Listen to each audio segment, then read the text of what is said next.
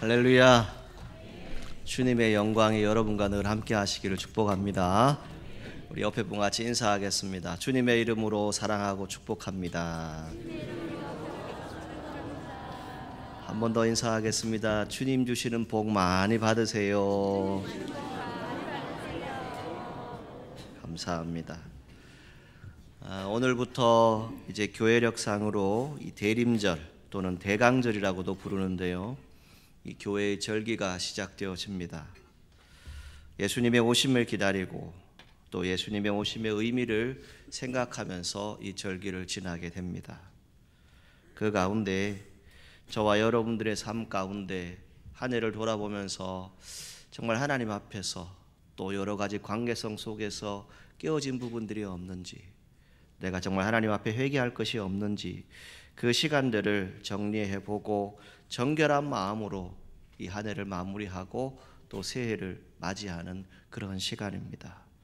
여러분 모두 소망 중에 인내하시면서 이 절기를 지나시기를 바라고, 정말 주님 주시는 복을 누릴 수 있는 귀한 성도들 되시기를 바랍니다. 대림절 첫 번째 주일 우리가 드리는 기도가 있습니다. 또 함께 말씀의 은혜를 나눕니다. 또 여러분들이 드린 찬양이 있습니다. 오늘 제단에 저 촛불 하나가 켜져 있는데요. 저 촛불은 총 5개로 구성이 되어져 있습니다. 보라색이 3개, 분홍색이 하나, 흰색이 하나 이렇게 되어 있습니다. 오늘 우리가 밝힌 이 촛불은 보라색 첫 번째 소망의 빛입니다. 이 소망의 빛은 무엇일까요? 우리가 이 빛을 밝히는 이유는 다른 것에 있지 않습니다. 저도 여러분도 우리의 마음속에 어두워진 부분들이 있다면 그 빛이 찾아올 수 있기를 축복합니다. 그 빛은 누구이십니까? 예수 그리스도이십니다. 예수 그리스도는 이 어두운 세상에 빛으로 오셨습니다. 자, 그걸 우리가 상징적으로 보여주고 있는 것이지요. 하나님의 아들 예수 그리스도, 그분이 오신 것은 이 땅의 어두운 부분들을 밝히기 위해서 오셨다라고 우리는 알고 있습니다. 그리고 온 인류, 세상 모든 곳에 있는 사람들에게 정말 희망으로 오셨음을 성경은 말씀하지요. 그래서 우리가 이 땅에 살아가는 동안에 세상에 어두움들이 있다면, 또 저와 여러분들이 살아가는 동안 정말 힘들고 어려운 분들이 있다면 정말 오직 예수 그리스도, 그분만이 여러분들의 빛이 되심을 믿으시고 신앙적으로 승리하시기를 주님의 이름으로 축복합니다. 기다림은 어떤 것일까요? 어떤 의미를 가지고 있을까요? 한 심리학자가 3,000명의 사람들을 대상으로 조사를 해보았습니다. 설문조사를 한 것이지요. 그런데 그 사람들 중에 약 94%의 사람들이 목적이 있는데 살면서 기다리고 있다. 무엇을 기다리는가? 여기에 대한 의미들을 상당히 많이 가지고 있더라는 것입니다. 무엇인가를 기다린다. 소식을 기다리고 있는 사람들이 있지요. 좋은 소식이 오기를 기다리고 있지요. 또 사람을 기다리기도 합니다. 좋은 사람, 믿음의 사람 기다리고 있지요. 또 기회를 찾는 분들도 있고, 좀 더 내 삶이 변화되기 위해서 이 시간을 기다리는 사람들도 있고, 좀 더 좋은 세월, 좀 더 내가 발전하기 위해서 뭔가를 기다리는 사람들이 세상에 많이 있더라는 겁니다. 그 많은 사람들 중에 무엇인가 기다리고 있는데, 그들 중에 하나님의 사람들이 있다면 이 하나님의 사람들은 신앙적으로 누구를 기다리고 있을까요? 예수 그리스도를 기다리고 있겠지요. 우리가 매년 찾아오는 이 대림절이지만 신앙적으로 우리의 삶을 들여다볼 수 있어야 합니다. 여러분들이 누군가를 기다리고 무엇인가를 기다리는 사람은 어떤 사람들일까? 기도하는 사람이라고 말씀드릴 수 있습니다. 누군가를 기다리고 무엇인가를 기다리고 또 기도하는 사람은 어떤 사람들일까? 사랑이 있는 사람들입니다. 사랑은요, 무엇을 얘기합니까? 기다림이 필요합니다. 그리고 기도하는 사람, 그것으로 끝나는 것이 아니라 그것을 기다리면서 주님의 뜻이 이루어지기를 원하는 사람, 그 사람들에게 주님이 찾아오십니다. 성경은 뭘 얘기하죠? 선물이라고 말씀합니다. 우리에게 구원의 은혜를 주신다는 것입니다. 그리고 우리는 영원한 생명을 선물로 받게 된다라고 말씀합니다. 이 기다림은 결국 무엇을 얘기합니까? 성경을 통해서 우리가 보는 하나님의 사랑을 말씀합니다. 하나님은 오늘도 저와 여러분들을 기다리고 계십니다. 여러분 믿으십니까? 왜 기다리고 계실까요? 우리 가운데 돌아서야 할 사람들이 있습니다. 세상에 있어요. 몸은 여기에 있으나 마음과 삶이 다 어디에 가 있어요? 세상에 있습니다. 죄 가운데 있습니다. 회개하지 않습니다. 주께로 돌아와야 하는데 돌아오지 않습니다. 그 사람들을 하나님은 기다리고 계신다는 겁니다. 아직도 세상에는 예수 그리스도를 알지 못하는 수많은 사람들이 있습니다. 이 사천 지역만 해도요, 여러분들이 아시는 것처럼 불과 3% 정도, 인구의 3% 정도만 신앙생활을 합니다. 기독교인입니다. 아직도 복음을 듣지 못했습니다. 그런데 주님이 왜 이 땅을 심판하지 않고 기다려주고 계실까요? 왜 기다리고 그 시간들을 견디고 계실까요? 확실한 하나님의 말씀은 무엇입니까? 우리를 죄에서 자유하게 하기 위해서, 우리를 구원하시기 위해서 지금도 기다리고 계신다는 겁니다. 여러분 모두 천국의 소망을 가지고 믿음으로 살아가시기를 바랍니다. 지난 주간 우리는 우리와 함께했던 권사님을 먼저 하늘나라로 보내드렸습니다. 장례를 집례하면서 하나님의 저희에게 주시는 말씀은 베드로후서 3장 9절의 말씀이었습니다. 주님의 약속, 어떤 사람들은 더디다고 말합니다. 그런데 더딘 것이 아니라 주님께서 우리를 대하사 참고 계신다라고 말씀합니다. 그리고 아무도 멸망하지 아니하고 다 회개하기에 이르기를 원하신다라고 하는 말씀이셨습니다. 여러분, 우리가 하나님의 사람이 되어지고 이 천국 소망을 가지고 살아갈 수 있는 이유는 다른 것에 있지 않습니다. 내가 부족한 것, 내가 죄가 있다면 하나님께로 돌아가면 됩니다. 그런데 우리가 어떻습니까? 오래 참으시고 멸망치 않으시고 회개하여서 돌아오기를 기다리고 계신 그 하나님께로 가면 되는데 그 하나님께로 가는 발걸음이 그리 쉽지 않습니다. 여러분 모두 다시 이 대림절을 맞았습니다. 오늘 저와 여러분들이 이 다시 예수님을 기다릴 수 있음이 축복인 줄 믿으시기 바랍니다.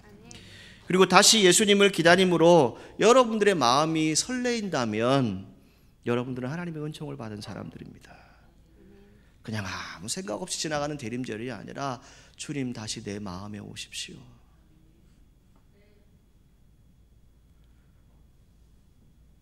기다림, 이 단어는 여러분들에게 희망이 되어야 합니다.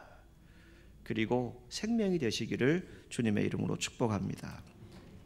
오늘 본문 말씀에 성도로서 우리의 인생이 평생을 두고 기다려야 하는 대상이 누구인지를 사도 바울은 우리에게 알려줍니다. 말씀해 주지요. 그래서 본문 7절 후반부에 보게 되면 우리 주 예수 그리스도의 나타나심을 기다림이라 라고 말씀하고 있어요. 예수 그리스도의 나타나심을 기다리라. 어떻게, 어떤 사람들이 이곳을 기다려야 할까요?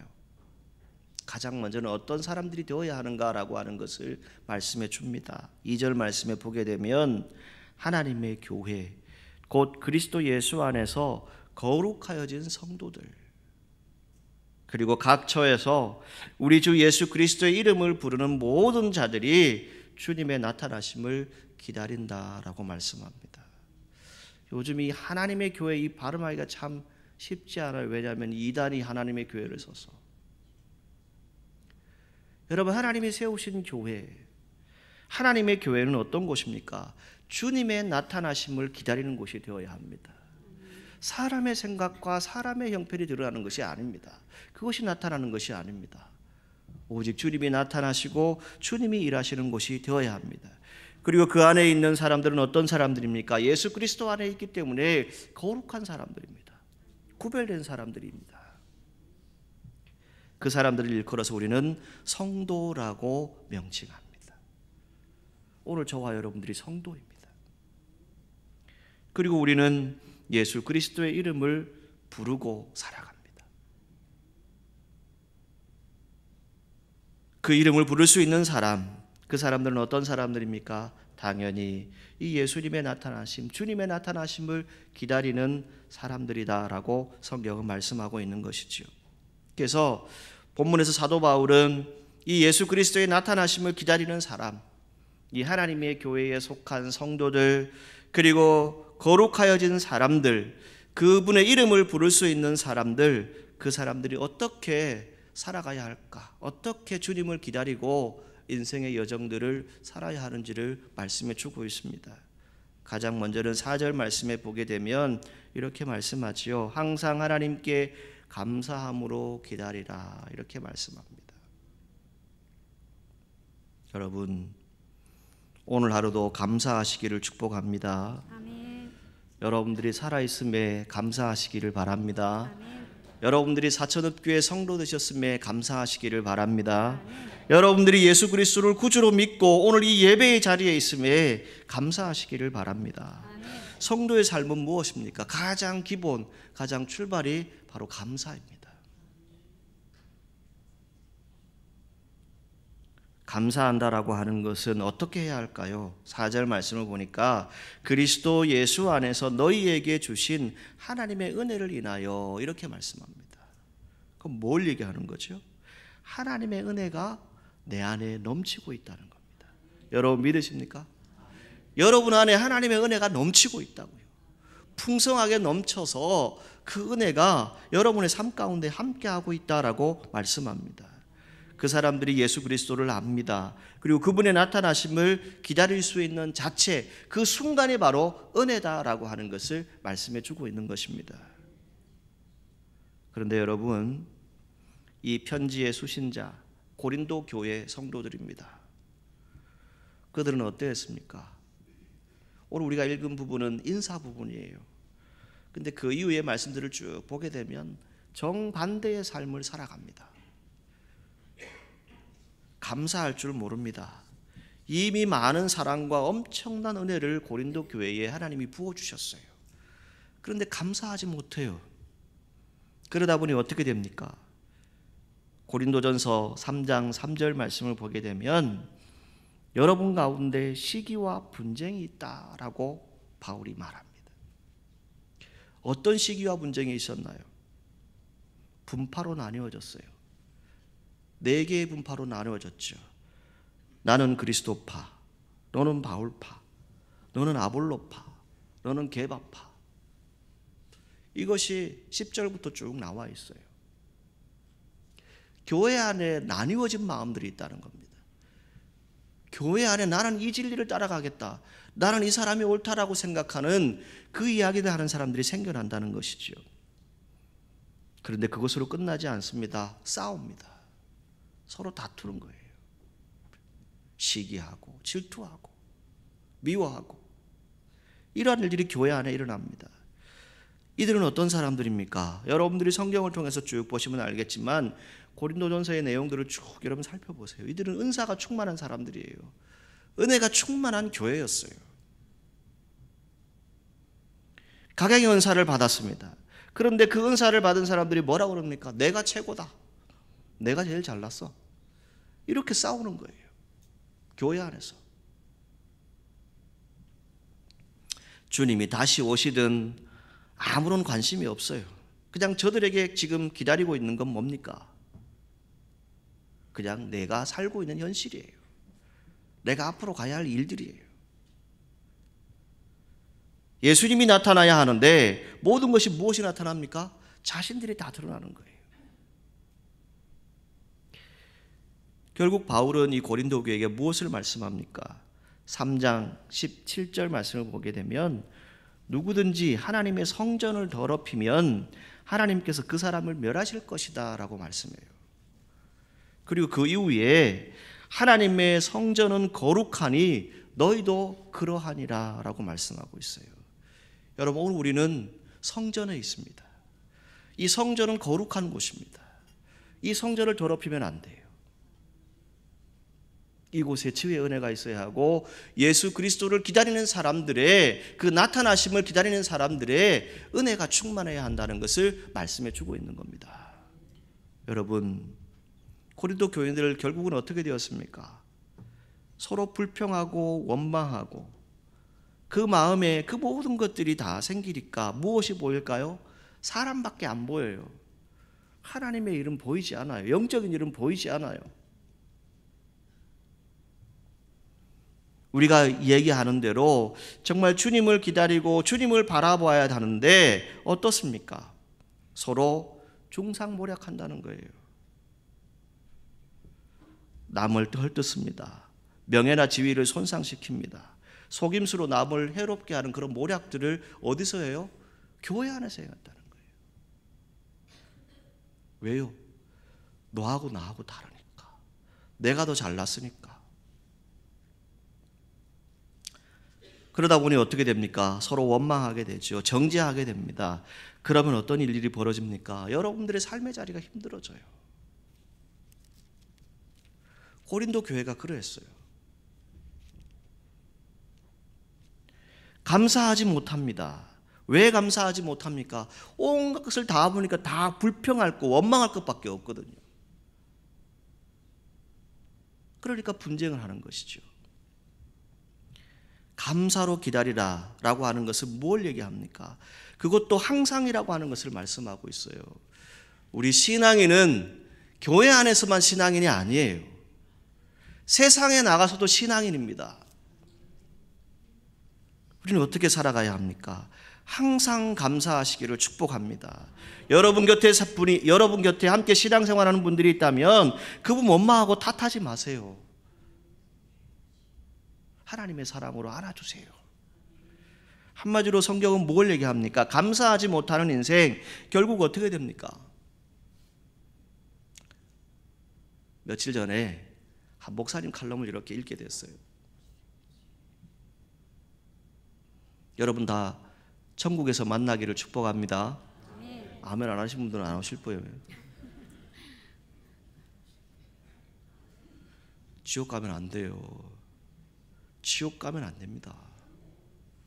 절대 안 됩니다, 여러분. 목사님이 지옥에 없는 것 한 가지가 있다라고 얘기를 하시더라고요. 그 글에 써놓았는데 여러분, 지옥에 없는 것이 뭘까요? 회개가 없답니다. 지옥에 가면 회개 안 돼요. 후회는 할 수 있어요.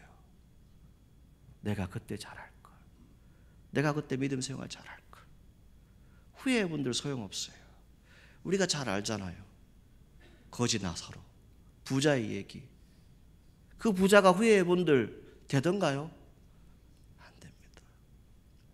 우리가 살아있을 때, 이곳에서 믿음 생활할 때 하나님 앞에 죄가 있다면 회개해야 돼요. 그럴 때 우리는 천국 소망을 가질 수 있는 겁니다. 회개가 없다면 우리의 믿음 생활 잘하고 있는 것 같으나 아닐 수 있어요. 저도 여러분도 주님 앞에 서면 다 죄인이에요. 사랑하는 성도 여러분, 저와 여러분들이 2024년을 지나왔습니다. 사천업계에 부어주신 하나님 은혜가 있는 줄 믿습니다. 여러분 가정에 부어주신 은혜가 있는 줄 믿습니다. 그런데 여러분 받은 은혜가 있다면 그 받은 은혜를 감사함으로 나타내십시오. 감사함으로 주님을 기다리십시오. 항상 하나님께 감사하는 사람은 그 기다림에 대해서 완벽한 완성을 이룰 때가 있습니다. 그때가 언제입니까? 천국에 들어가잖아요. 오늘 저와 여러분들이 2024년을 마무리하면서 우리의 마음, 또 우리의 가정, 우리의 삶의 터전에 한없이 부어주셨던 그 하나님의 은혜와 사랑, 그것을 기억하고 불평하고 원망하는 공동체가 아니라 모든 것이 하나님의 은혜입니다 라고 서로 사랑으로 고백하는 귀한 삶의 터전이 되시기를 축복합니다. 두 번째는요, 6절과 7절의 말씀에 주고 있는데 그리스도의 증거가 너희 중에 견고하게 되어, 그리고 7절에 우리 주 예수 그리스도의 나타나심을 기다림이라 라고 말씀합니다. 그리스도의 증거라고 하는 내용을 말씀하고 있어요. 자, 여러분 증인들이시죠? 무슨 증인들이십니까? 예수님이 내 삶에 함께 하셨다, 내 인생을 여기까지 인도하셨다. 여러분 증인들이시지 않습니까? 그 증인들이 증거하라는 거예요. 선포하라는 거예요. 전하라는 겁니다. 사도 바울은 어떻게 얘기했습니까? 어떤 고백을 했습니까? 갈라디아서 2장 20절 말씀에 보게 되면 이렇게 말씀해요. 내가 그리스도와 함께 십자가에 못 박혔나니 이제는 내가 사는 것이 아니요 오직 내 안에 누가 사셔요? 예수님이 사신다. 그래서 내가 육체 가운데 살지만 나를 사랑하사 나를 위하여 자기 자신을 버리신 하나님의 아들을 믿는 믿음 안에서 내가 산다. 이 고백을 했습니다. 여러분, 믿음 안에서 사십시오. 예수 그리스도를 증거하고 살아가십시오. 예수 그리스도를 나의 구주로 영접한 그 사람들에게 그 고백은 무엇입니까? 나는 사라지고 오직 예수 그리스도만 있습니다. 내 안에 사신다는 겁니다. 나 대신 그리스도는 죽었지만 그분이 살아나셔서 부활의 생명을 우리에게 주셨다라고 하는 것을 말씀합니다. 그래서 고린도전서 15장을 보게 되면 무엇이 나와요? 부활장이 있잖아요. 부활에 대해서 바울이 말합니다. 비록 내가 육체를 입고 이 땅에 살아가지만 육신의 몸이 끝날 때도 있고 완전히 벗어버릴 때도 분명히 저와 여러분들에게 있습니다. 그러나 우리는 하나님의 아들을 믿는 믿음 안에서 살아가기 때문에 그 복음을 증거하고 살아가는 겁니다. 여러분, 예수 그리스도를 믿는 자만이 그 예수 그리스도를 증거할 수 있습니다. 내 안에 확신이 없으면 증거할 수 없어요. 그분을 믿는 분들 어떤 분들입니까? 5절 말씀에 보게 되면 이미 우리에게 모든 것을 풍족하게 주셨다라고 바울이 말하고 있어요. 뭘 주셨지요? 모든 언변, 모든 지식을 풍족하게 주었다라고 말씀해 주고 있죠. 저와 여러분들에게 말할 수 있는 능력을 주셨어요. 다양한 지식을 이미 주셨습니다. 그리고 오직 그리스도를 증거할 수 있는 그런 믿음의 삶의 증거들을 저와 여러분들에게 주셨어요. 이제 그 증거를 가지고 우리가 어떻게 해야 됩니까? 전해야 한다는 거예요. 증인의 삶을 살아가야 한다는 것이죠. 성도는 어떤 사람들이라고요? 기다리는 사람들이다라고 말씀드렸어요. 이 기다림의 신앙 무엇을 얘기합니까? 예수 그리스도의 날에 예수 그리스도의 나타나심을 기다림이라고 말씀하고 있어요. 주님 다시 오시는 줄 믿습니다. 성경이 우리에게 말하는 건 뭡니까? 그 주님이 다시 오셨을 때 우리가 어떻게 신앙생활을 했는가, 어떤 합당한 신앙의 자리를 지켰는가, 그것을 잘 감당하라라고 말씀해 주고 있죠. 그 첫 번째가 무엇입니까? 믿음이 견고하게 되어가기를 원한다라고 하는 것을 말하고 있죠. 믿음이 견고하게. 그래서 6절 말씀에 그리스도의 증거가 너희 중에 견고하게 되어라고 말씀하고 있죠. 여러분, 끝까지 흔들리지 않고 견고하게 여러분들의 믿음을 지켜나가시기를 바랍니다. 우리는 그리스도 안에 있을 때, 그리스도와 함께 살아갈 때, 그리고 예수님이 어떤 분이신지 우리는 배워갑니다. 그리고 예수님처럼 살아가려고 하지요. 그런데 그 모든 것 중에 가장 중요한 건 무엇입니까? 저와 여러분 안에 확신이 있어야 된다는 거예요. 예수님이 내 인생의 주인이시다. 이 확신이 있어야 됩니다. 오늘 본문에 나오는 언변, 지식, 이 원문의 뜻을 찾아보게 되면 로고스, 그노시스라고 하는 단어를 씁니다. 말씀, 교훈, 진리라고 하는 뜻이지요. 그리고 경험적인 삶의 지식을 이야기합니다. 말씀이에요. 그리고 여러분들이 신앙생활하면서 받았던 그 산 증거, 산 지식, 그것을 성경은 말씀하는 겁니다. 왜 바울이 이 말씀을 하고 있을까요? 고린도라고 하는 지역, 어떤 지역입니까? 이 당시의 역사를 보게 되면 상당히 똑똑한 사람들, 지식이 많은 사람들이 살았던 동네가 바로 이 고린도예요. 자기 나름대로 지식이 많은 사람들이죠. 그런데 시간이 지나서 그들이 깨닫게 되는 것은 무엇입니까? 영적인 진리가 필요하다는 거예요. 영적인 지식이 필요하다는 거예요. 세상이 가지고 있는 지식이 아니에요. 영적 진리가 필요하다는 겁니다. 왜 저와 여러분들이 예수님 믿습니까? 왜 예수님을 만나려고 기다리고 계십니까? 예수님이 어떤 분인지 확신이 없으면 어떻습니까? 기다리지 않습니다. 언변이 좋은 것, 구변이 좋은 것, 말 잘하는 것 다 좋습니다. 그런데 무엇보다 중요한 것은 정말 예수님을 여러분들의 마음에 모실 수 있기를 주님의 이름으로 축복합니다. 여러분, 우리가 가지고 있는 세상의 지식을 가지고 말하는 게 아니에요.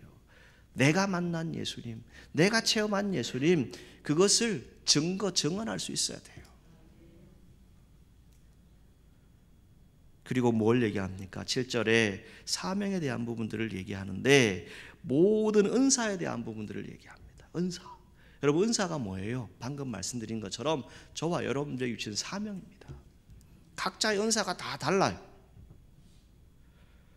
예수님 믿는 사람들 각자에게 주어진 은사대로 헌신합니다. 기도의 은사를 받은 분들은 열심히 기도하고, 말씀의 은혜를 받은 사람들은 그 말씀을 읽고 말씀을 깨닫고 그 복음을 전하는 일도 감당합니다. 그리고 각자의 주어진 자리에서 교회에서 봉사하고 헌신합니다. 나아가서 이 사천시 지역과 더 나아가서 세계 열방을 향해서 예수 그리스도를 전할 수 있는 그런 은사가 다 다르다는 거예요. 사명이 다 다르다는 겁니다. 그런데 여러분, 이 연말이 되면 우리 목사님들, 교역자들이 고민하고 힘들어하는 것이 있습니다. 뭘까요?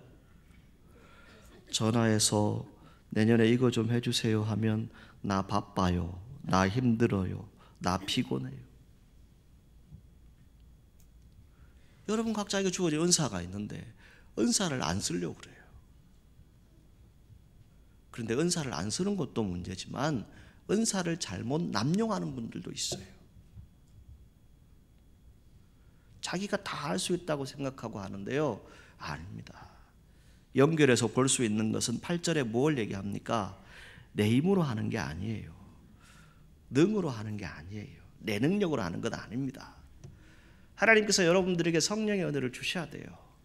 성령의 은사를 받았을 때 진정한 봉사를 할 수 있어요. 그렇지 않으니까 자꾸 어때요? 핑계를 대죠. 오늘 제가 새벽에 이 사사기 15장의 말씀을 가지고 삼손과 유다민족에 대한 얘기를 나누었어요. 삼손 어떤 사람입니까? 우리가 머릿속에 기억한 대로 힘센 사람, 그죠? 유다 사람들이, 블레셋 사람들이 왔을 때 한두 명만 와서 삼손 네가 좀 참아, 네가 좀 가면 안 될까? 그렇게 얘기할 수 있잖아요. 그런데 왜 3,000명이 왔을까요? 그런 생각 안 해보셨어요? 삼손이 힘센 거 아니까. 괜히 잘못 건드리면 죽을 수도 있으니까. 그런데 여러분, 삼손이요, 그래도 동족이라고 순응해 줍니다. 하나님의 사람들 잘 참고 인내하면서 봉사하셔야 돼요. 하나님의 뜻은 어디에 있을까요?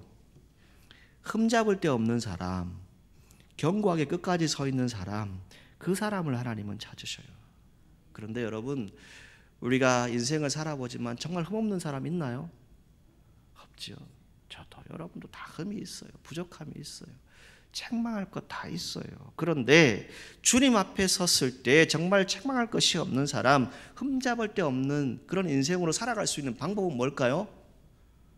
여러분 매일 기도하면서 주님과 같이 걸어가세요. 거기 해답이 있잖아요. 마지막 드린 말씀이 바로 이겁니다. 그것이 9절에 나오잖아요. 주님과 교제하게 하는 사람, 그 하나님은 미쁘신 하나님이시다라고 말씀하고 있잖아요. 여러분 남은 한 해 주님을 바라보시기를 축복합니다. 주님과 많이 대화하세요.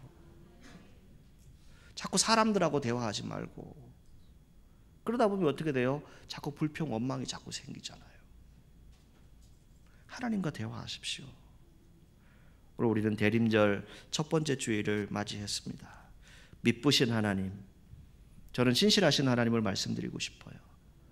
이 신실하신 하나님은 어떤 분이실까요? 저와 여러분들이 감사로 기다리기를 원하셔요. 항상 감사하면서 주님을 기다리세요. 그리고 저와 여러분들에게 있는 산 증거들이 있죠. 그것을 증거 가지고 여러분들이 이제 전하세요. 전하면서 복음의 뜻을 나타내세요. 그리고 주님이 이렇게 나를 인도하셨음을 말씀해 주세요. 아직도 그 복음을 기다리는 사람들이 이 땅에 수도 없이 많아요. 우리가 말하지 않고 있어요. 그리스도의 날, 그때가 언제인지는 우리는 알지 못합니다. 그때에 정말 책망할 것이 없는 자로 견고하게 우리의 믿음의 자리를 잘 지켜나가시기를 주님의 이름으로 축복합니다. 오늘 우리는 예수 그리스도 독생자를 믿고 살아가는 사람들입니다. 이미 준비하신 영원한 하나님의 나라 천국이 우리에게 있습니다. 그 천국 잔치에 모두 참여할 수 있기를 주님의 이름으로 축복합니다. 아멘. 말씀 맺겠습니다. 이때에 구약시대 신약시대에 이 사람들은 수없이 많은 아픔들을 겪었죠. 그래서 메시아를 기다렸습니다. 구원자를 기다렸어요. 그런데 오늘 우리는 그 구원자를 다 만난 분들이에요. 이미 이것으로 충분하지 않습니까? 여러분들에게 은혜가 충만해요. 은혜를 부어주셨어요. 은사를 주셨어요. 이제 끝까지 흔들리지 말고 견고하게 여러분들의 믿음의 자리를 지켜나가십시오. 그리고 은혜 안에서 정말 가장 뜻있고 가장 하나님이 원하시는 뜻이 무엇인가 그것을 분별하고 정말 예수 그리스도를 영접한 그런 은혜의 사람으로 여러분들의 신앙의 자리를 잘 지켜나가시는 이 대림절이 되시기를 주님의 이름으로 축원합니다. 기도하겠습니다. 거룩하신 하나님, 오늘 우리에게 믿음이 견고함으로 흔들리지 않기를 원합니다. 오늘 우리에게 은사를 주셨는데 사명을 주셨는데 내 핑계 대지 않고 오직 예수님의 흔적을 남길 수 있는 정말 세계의 모든 민족에 또 이 지역 사회에 정말 우리 교회에 헌신하는 모습을 남길 수 있는 그런 믿음의 성도들 되게 하여 주옵소서. 거룩함으로 살아가게 하시고 책망할 것이 없는 사람, 정말 흠잡을 데가 없는 사람으로 헌신하게 하시고 날마다 주님과 교제하며 대화하는 귀한 성도들 되게 하여 주옵소서. 예수님의 이름으로 기도하옵나이다. 아멘.